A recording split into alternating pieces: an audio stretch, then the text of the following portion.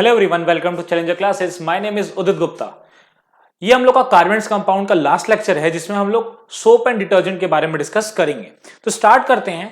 तो सोप क्या है? जो हम लोग डेली लाइफ में अपने यूज कर रहे हैं ना, जिससे हम कपड़े वगैरह साफ करते हैं, ठीक है, या फिर हम जो जिससे नहाते हैं उसमें ग्लिसरीन वगैरह ऐड हो जाता है तो थोड़ा सा उसकी प्रॉपर्टीज डिफरेंट हो जाती हैं।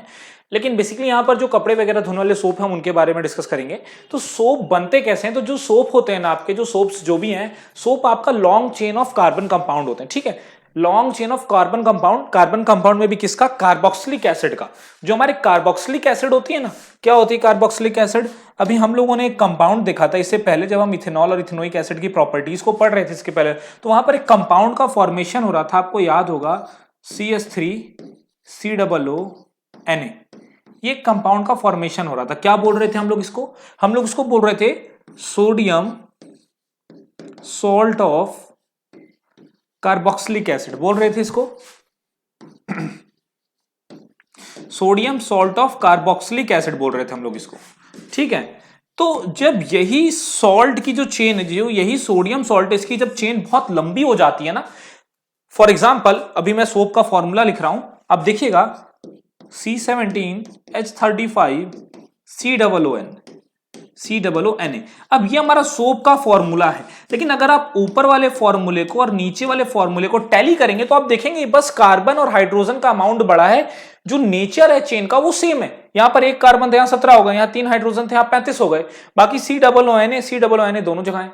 तो यहां पर ये जो sodium salt of carboxylic acid है ना, long chain of sodium salt, छोटी चेन नहीं, long chain of sodium salt of carboxylic acid, sodium या पोटेशियम सॉल्ट। अच्छा, पोटेशियम सॉल्ट मतलब जैसे C17H35COOK, समझ में आ रही बात? तो ये जो है ना, ये सोडियम या पोटेशियम सॉल्ट जो होता है कार्बोक्सिलिक एसिड का, उसकी जो लॉन्ग चेन होती है यही सोप मॉलिक्यूल होता है। सोप ना कई सारे, अब भैया जैसे वाटर मॉलिक्यूल्स, तो जब आप एक गिलास पानी लेते हो तो उसमें कई सारे वाटर के मॉलिक्यूल्स होते हैं ना, हजारों करोड़ों वाटर मॉलिक्यूल्स होते हैं। तो वैसे यहां पर जब एक सोप प्रिपेयर होता है तो सोप में जो मॉलिक्यूल्स होते हैं वो यही होते हैं। तो इन्हीं करोड़ों मॉलिक्यूल से मिलकर के एक आपका सोप का जो टिकिया या बार बन रहा है वो तैयार होता है, ठीक है। तो यहां पर सोप क्या है? तो सोप है long chain of carboxylic acid. अच्छा, बनाने का कई सारा तरीका है इसको, ठीक है। हमने जब हम इथेनोइक एसिड पढ़ रहे थे तो हमने उसमें देखा था ना कि अगर हम जो कार्बोक्सिलिक एसिड है उसका रिएक्शन NaOH के साथ करा दे, बेस के साथ करा दे तो भी बन जाएगा, या KOH के साथ करा दे तो भी ये सॉल्ट बन जाएगा, ठीक है। तो यहां पर क्या होता है, अब सोप की अगर स्ट्रक्चर की बात करी जाए तो ये लॉन्ग चेन आप देख सकते हैं, carbon CH3C CH3 CH2 CH2 CH2, ये लॉन्ग चेन चलती चली जा रही है और कहां तक जा रही है? COONA तक जा रही है। तो ये लंबी चेन है। ये आप यहां पर ये जो आपको लाइंस दिख रही है ना, ये आप एक्चुअली यहां पर हर जगह कार्बन प्रेजेंट है। क्या प्रेजेंट है?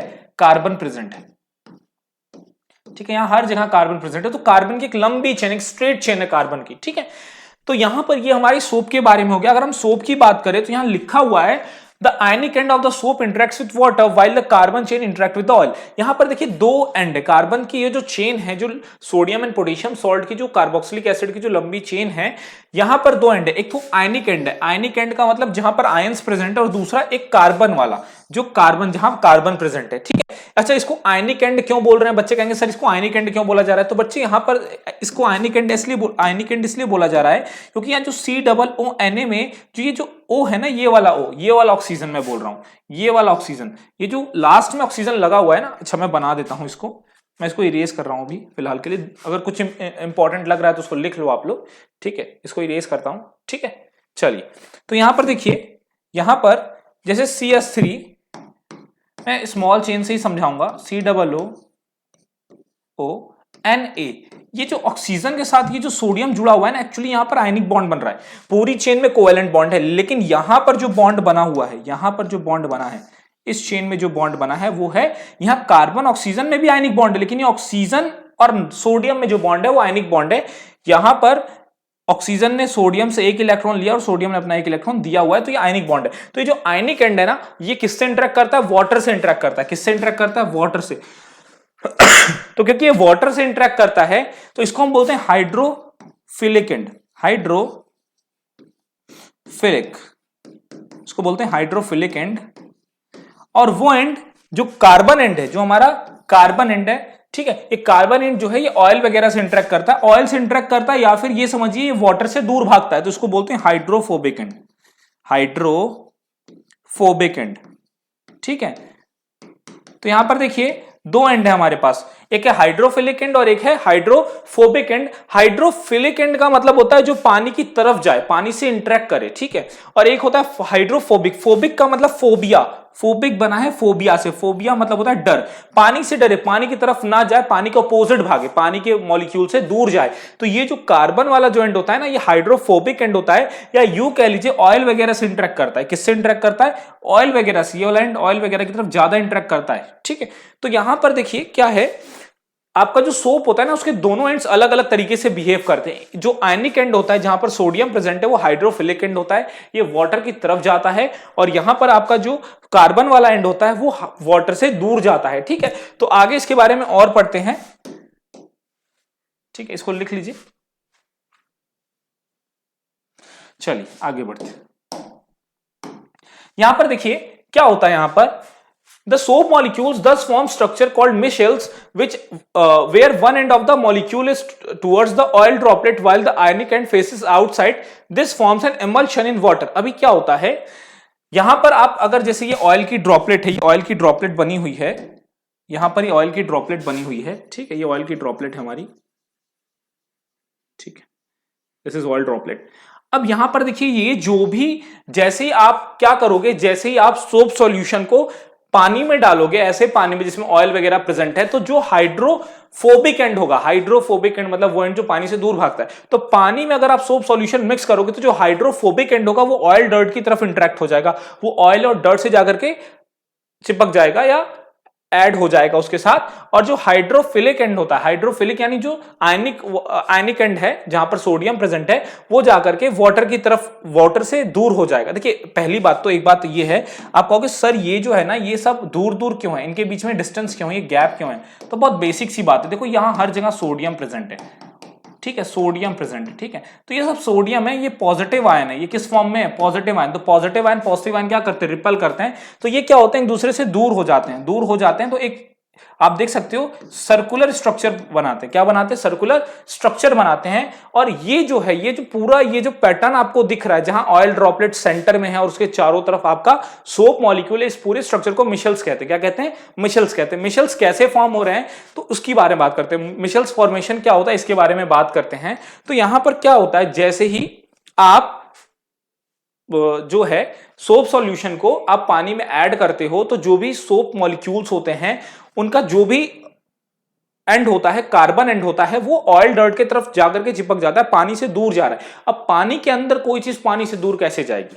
थोड़ा कंफ्यूजिंग वर्ड बोला मैंने। आपने सोप सॉल्यूशन को पानी में डाल दिया, ठीक है, सोप सॉल्यूशन को पानी में डाल दिया, ठीक है सर। अब सोप सॉल्यूशन के दो एंड है, एक है आयनिक एंड जो कि वाटर फिलिक है, हाइड्रोफिलिक है। हाइड्रोफिलिक मतलब वाटर की तरफ इंटरेक्ट होता है, या फिलिक का मतलब होता है लव। तो यहां पर पानी से प्यार है तो पानी की तरफ जाने की कोशिश करता है। आयनिक वाला जो एंड है, आयनिक एंड जो है वो पानी की तरफ जाने की कोशिश करता है। और दूसरा एंड कार्बन एंड जो है वो हाइड्रोफोबिक एंड है। कैसा एंड है? Hydrophobic and. हाइड्रोफोबिक का मतलब क्या हो गया? हाइड्रोफोबिक का मतलब पानी से डरेगा। अब आपको अब एक मैं आपको सिनेरियो देता हूं। एक बहुत बड़ा जंगल है, ठीक है, जंगल के बीचों बीच जो है ना एक घर बना हुआ है, ठीक है।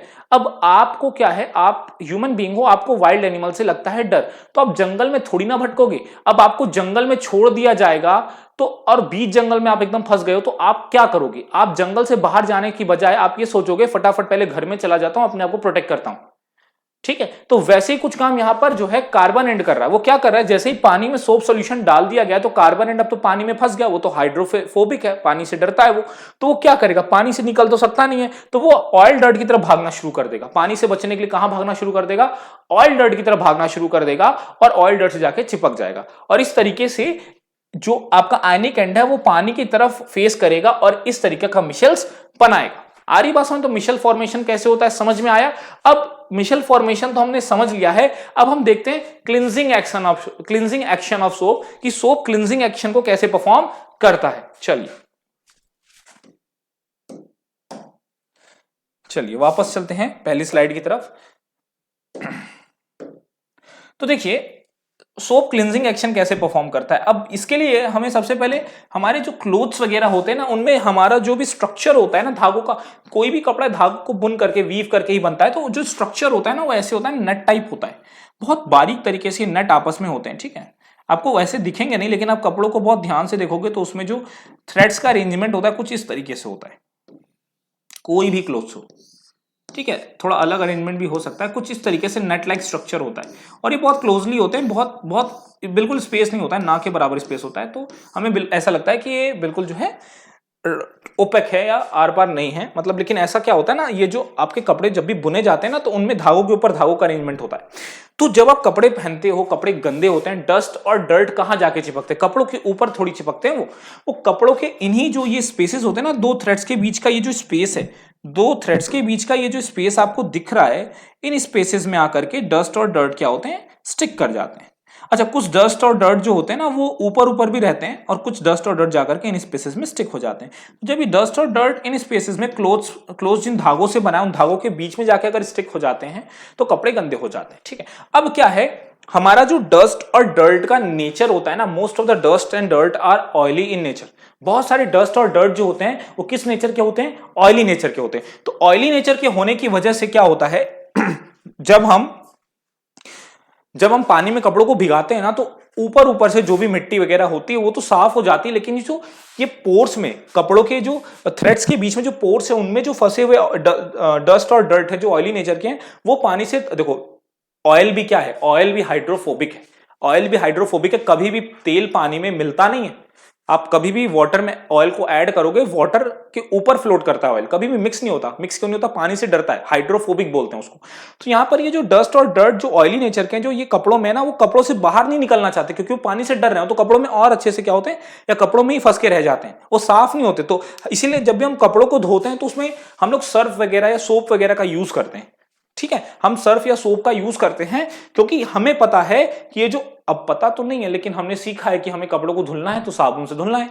तो क्यों धुलना है साबुन को, उसका मतलब समझो। तो ये जब आप सिर्फ सादे पानी से कपड़ों को धो रहे हो, सिर्फ साफ पानी से कपड़े को धो रहे हो, तो जो ऊपर ऊपर का जो लेयर में जो डस्ट और डर्ट है वो साफ हो जाते हैं, लेकिन वो डस्ट और डर्ट जो कपड़ों की थ्रेड में जो पोर्स होते हैं उनके बीच में फंसे, वो ऑयली नेचर के, और वो वाटर में घुलना नहीं चाह रहे, तो जिस वजह से वो इसी में अटक के रह जाते हैं और हमारा कपड़ा साफ नहीं होता। लेकिन जैसे ही आप सोप ऐड करते हो, सोप सॉल्यूशन ऐड करते हो, तो होता क्या है, वहां पर तुरंत ही सोप अपना काम करना शुरू करता है। तो जो हाइड्रोफिलिक एंड होता है, सॉरी हाइड्रोफोबिक एंड होता है, जो कार्बन एंड होता है, वो तुरंत आता है, इन डस्ट और डर्ट को पकड़ने की कोशिश करता है, पानी से दूर भागता है और इन डस्ट और डर्ट को पकड़ने की कोशिश करता है। और आपका जो हाइड्रोफिलिक एंड होता है वो पानी की तरफ फेस करता है, वो क्या करता है, पानी की तरफ फेस कर लेता है, कुछ इस तरीके से, ठीक है, कुछ इस तरीके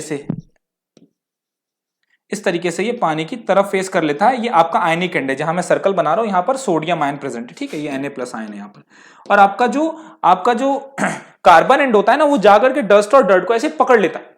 अब क्या होगा, अब सारे जितना भी आपने सोप सॉल्यूशन डाला है, सभी सोप सॉल्यूशन किसी ना किसी जाकर के डस्ट और डर्ट पे जाके स्टिक हो जाते हैं, मिशेल्स का फॉर्मेशन करते हैं। किसका फॉर्मेशन करते हैं? मिशेल्स का। मिशेल्स कैसे बनता है? ये जो ऑयली नेचर का डस्ट या डर्ट है, उसके चारों तरफ हाइड्रोफोबिक एंड जो है सोप मॉलिक्यूल का, जो कि कार्बन एंड है, वो आके इस पे चिपक जाता है, और जो हाइड्रोफिलिक एंड होता है वो पानी की तरफ फेस करके रखता है, ठीक है। अब आपने कुछ देर के लिए भिगा दिया, इस तरीके का मिशेल्स बन गया।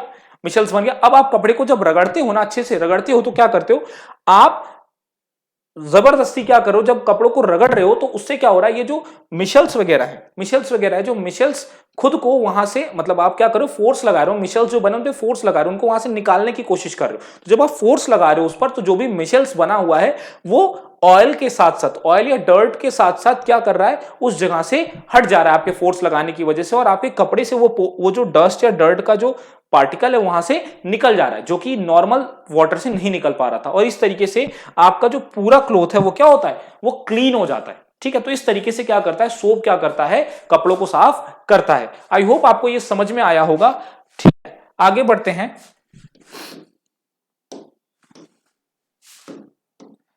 तो यहां पर अब मिशेल्स क्या होते हैं, तो मिशेल्स के बारे में अभी हमने पढ़ा था कि जो क्लस्टर होता है ना मॉलिक्यूल्स का, सोप, अब सोप मॉलिक्यूल की अगर मैं सोप की बात करूं तो सोप एक मॉलिक्यूल से थोड़ी बना होगा, करोड़ों अरबों मॉलिक्यूल से बना है वो सोप, ठीक है। तो जो क्लस्टर ऑफ मॉलिक्यूल्स होते हैं, जो हाइड्रोफोबिक टेल होती है ना, वो क्या करती है, वो हाइड्रोफोबिक टेल, यानी कि जो आपका हाइड्रोफोबिक टेल होती है वो इंटीरियर होती है, और जो क्लस्टर ऑफ आयनिक एंड्स होता है वो क्या होता है, सरफेस पर आ जाता है। सरफेस, यहां देखो, सरफेस का मतलब यहां वाटर के सरफेस की बात हो रही है, वो पानी की तरफ अट्रैक्ट होता है, पानी के सरफेस की तरफ जाता है। अभी यहां पर जो वर्ड्स लिखा है, जो लैंग्वेज लिखी है, एक्चुअली मैं आपको ये समझा चुका हूं कि होता क्या है। बेसिकली जो भी आपका हाइड्रोफोबिक एंड होता है ना, वो इंटीरियर जहां पर भी डस्ट या डर्ट है वहां जाकर के स्टिक हो जाता है, और जो हाइड्रोफिलिक एंड होता है ना, वो सरफेस पर आकर के इकट्ठा हो जाता है। अब इससे क्या होता है, मिशेल्स का फॉर्मेशन होता है, और मिशेल्स क्या करते हैं, वो वहां पर जा करके डस्ट और डर्ट को पकड़ते हैं, और जब आप फोर्स लगाते हो तो क्या करते हैं, वो डस्ट और डर्ट को साथ में खींच करके बाहर निकाल लेते हैं, और इस तरीके से हमारा क्या होता है, इस तरीके से हमारा जो है कपड़ा साफ हो जाता है। तो मिशेल्स कैसे फॉर्म होता है, ये आपके लिए मैंने लिखा है कि अगर एग्जाम में आ जाए फॉर्मेशन ऑफ मिशेल्स लिखने को, तो आप इस पीपीटी का आंसर लिख सकते हो। हालांकि एनसीईआरटी में भी आपको मिल जाएगा ये जो पैराग्राफ है। ठीक है, आगे बढ़ते हैं। अब हम बात करते हैं डिटर्जेंट्स की। सोप की बात हो गई, बात करते हैं डिटर्जेंट्स की। तो देखिए डिटर्जेंट और सोप में क्या डिफरेंस है। देखिए डिफरेंस तो है भाई, डिफरेंस है, बहुत बड़ा डिफरेंस है।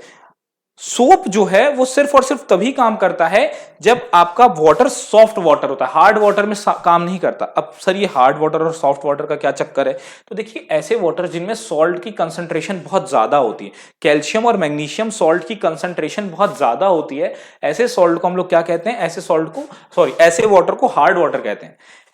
ऐसा वाटर जिसमें कैल्शियम सॉल्ट और मैग्नीशियम सॉल्ट की कंसंट्रेशन बहुत ज्यादा होती है, ऐसे वाटर को हार्ड वाटर कहा जाता है। वहीं ऐसा वाटर जिसमें सॉल्ट की कंसंट्रेशन कम होती है या ना के बराबर होती है, उनको सॉफ्ट वाटर कहा जाता है। तो आपका सोप सिर्फ और सिर्फ जो है, सोप सिर्फ और सिर्फ जो है आपका, वो सॉफ्ट वाटर में ही काम करता है, हार्ड वाटर में काम नहीं करता। हार्ड वाटर में काम क्यों नहीं करता, क्योंकि हार्ड वाटर में क्या होता है, हार्ड वाटर में आपका सोप जो होता है, सोप का जो भी एंड होता है, वो जाकर के मैग्नीशियम या कैल्शियम सॉल्ट्स की वजह से क्या करता है, वो ऑयल या डर्ट से चिपक नहीं पाता। ठीक है, तो यहां पर क्या लिखा हुआ है, तो क्या होता है ना, कैल्शियम और मैग्नीशियम सॉल्ट के साथ ना ये सोप मॉलिक्यूल्स रिएक्ट कर जाते हैं, तो वो अपने मिशेल्स फॉर्मेशन वाले एक्शन को ना करके वो रिएक्शन कर जाते हैं, किससे, कैल्शियम सॉल्ट और मैग्नीशियम सॉल्ट से। जैसे कि अगर मैं यहां पर रिएक्शन भी लिख देता हूं आपके लिए, जैसे मान लेते हैं हमारा ये सोप मॉलिक्यूल है C17H35COON, ये हमारा सोप मॉलिक्यूल है। जैसे ही ये कैल्शियम और मैग्नीशियम सॉल्ट के कांटेक्ट में आता है ना, तो ये एक कंपाउंड बनाता है जिसको कैल्शियम सिट्रेट कहते हैं। ठीक है, वो हमें नहीं पढ़ना। ठीक है, तो यहां पर क्या बना लेता है ये C17H35COO का whole twice Ca plus NaCl एक अलग सॉल्ट बन के अलग हो जाता है। तो यहां पर जो सोडियम एंड था जिसको पानी की तरफ फेस करना था और मिशेल्स बनाना था, वो मिशेल्स ना बना करके क्या करता है, वो रिएक्शन कर जाता है किससे, कैल्शियम क्लोराइड से या कैल्शियम या मैग्नीशियम सॉल्ट से, और एक ऐसा कंपाउंड बनाता है जो कि मिशेल्स फॉर्म ही नहीं करता।